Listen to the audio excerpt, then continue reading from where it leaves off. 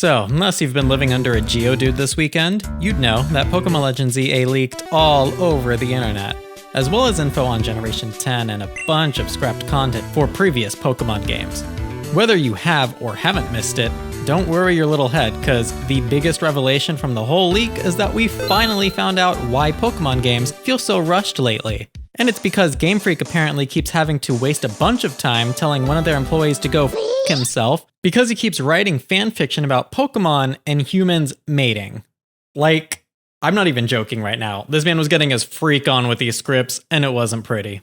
Yeah, those documents, as I just showed you, were included in the files from the data breach, and I, for one, am just thankful none of that is canon. But while we'll talk about that and all the other leaks in separate videos, today I just want to focus on what we got for Pokemon Legends EA, because there's some good stuff here, but also some stuff that I don't know, we might be a little bit worried about. So let's just dive right in. I don't want to waste your time the way that freaky employee wastes everyone's time over at Game Freak. So, oddly enough, the person who data breached Game Freak seems to want to respect Game Freak's privacy with Legends ZA much more than anything else he leaked. He played through the current build of ZA that Game Freak had on hand, and afterwards said that he's not going to reveal any more than what we're going to talk about in this video. So what we talk about in this video is all we're going to have until the next trailer. Now, as for the reporting on this, it's been a little unclear, because several sources reported on this with different wording, but there's either a separate PC build for Pokemon Legends EA playable in the leaked files, or that was the version the leaker played from the data breach. Odds are on the latter, as game builds are typically built and run on PCs before being ported and optimized onto a system, even if it's a console-exclusive title. The leaker said that, currently, the main story of the game isn't fully coded in yet, and neither are half of the side quests or translations, meaning the leaker only got to play up to a certain point in the main story and literally cannot play through them anymore because Game Freak hasn't made it yet. He did, however, assure us that the game was extremely fun, and that he loved it. That sounds super promising, until he mentioned that despite the game being super enjoyable, there was noticeable lag. Yep, the word we all dread and fear after Scarlet and Violet burned us with that infamous Day 1 release. But all is not lost, guys. For one, I'd like to remind everyone what Pokemon Legends Arceus looked like when the very first trailer came out. There were frame rate issues both with the models and the way the game ran in that super early footage. Now, to coincide with that fact, let's also remember that when it did finally release, Pokemon Legends Arceus had pretty much no frame dips whatsoever. There were really only like 1 or 2 scenarios I can remember at the top of my head that had any lag.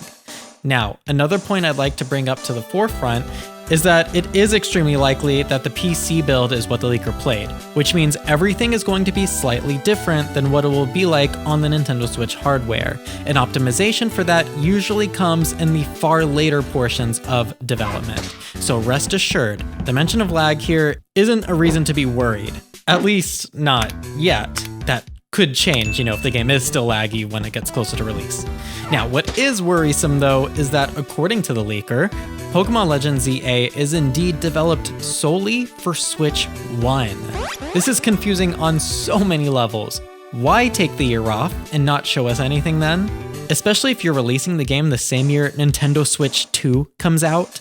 The only explanation I can possibly think of here is that they're going to use Legends EA to show off how the Switch 2 can enhance Switch 1 games, if previous Pokemon leaks of the Switch 2 are real, which it's very likely they were. Or perhaps they pivoted to developing for both Switch 1 and Switch 2 after delaying ZA a year, which we will talk about that delay more in a bit later in this video, but we might still be seeing a Switch 2 version of the game. Either way, this is the one thing I'm disappointed about with the leaks. I was really hoping ZA would be a launch title for Switch 2, but instead it looks like it might be treated the same way Legends Arceus was, as hardly a celebrated release at all, even though Legends is Pokemon's higher quality series. The way Legends Arceus was treated when it was immediately abandoned by Game Freak in favor of the subpar release for Scarlet and Violet still has me feeling burned to this day, and it looks like this time might be no different. I really do wonder why that is.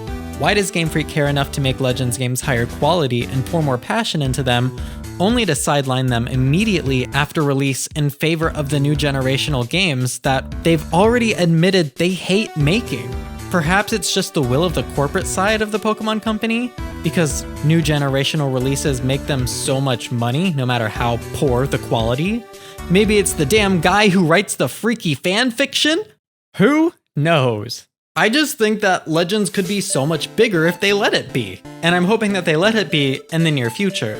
Regardless, among all the ZA leaks, it got confirmed that Mega Zygarde will appear both in ZA and in the anime, and Mega Zeraora will also be a thing too. Now, for all 10 of you that care, Stunfisk is confirmed to be in the game, so there's that. And in, I guess, some more exciting news, the shiny sound will be making a return in ZA, just like it was there in Pokemon Legends Arceus. I know that this is a godsend for anyone who shiny hunts, and it's useful even for people like me who don't really care, but it felt cool in Pokemon Legends Arceus and really brought an element of making me actually care a little bit more about shinies, because I never really thought about them much before or went out of my way to catch them, but every time I heard that jingle and saw the sparkles, I would go out of my way to catch them in Pokemon Legends Arceus. So it really is a great accessibility mechanic for them, and I really do hope that they bring this into the mainline at some point too, but I think that they're leaning towards this system of making shinies easier to catch on these non-new generational games, like they've been easier to catch in every remake or every revisit. But I mean, Game Freak is known for really just tossing out quality of life improvements and then iterating something new and getting rid of the old at the same time. So all I'm saying is I just wish they would keep their streamlined stuff, streamlined for all their games. But again, I'm happy we're at least getting this shiny jingle back for Pokemon Legends ZA. As I mentioned before, ZA was originally planned to release in 2024 apparently, but that likely changed only after Nintendo and the Pokemon Company had to issue official apologies to players for Pokemon Scarlet and Violet, following the major backlash to the awful performance those games had in their entire first year of being out to the public. And hey, if ZA is currently as laggy as the leaker says, let's count our blessings that Game Freak did the responsible thing this time and delayed their game. But what do you guys think about these leaks? Are you disappointed or feeling better? Let us know down in the comments so we can all talk about it with you. And afterwards, check out more of my videos like my web series, The Smash Bros. Cinematic Universe, which just released its 7th episode last Sunday, and more to come every Sunday for the next few weeks. I've been JotoJohnny, and I will catch you all there.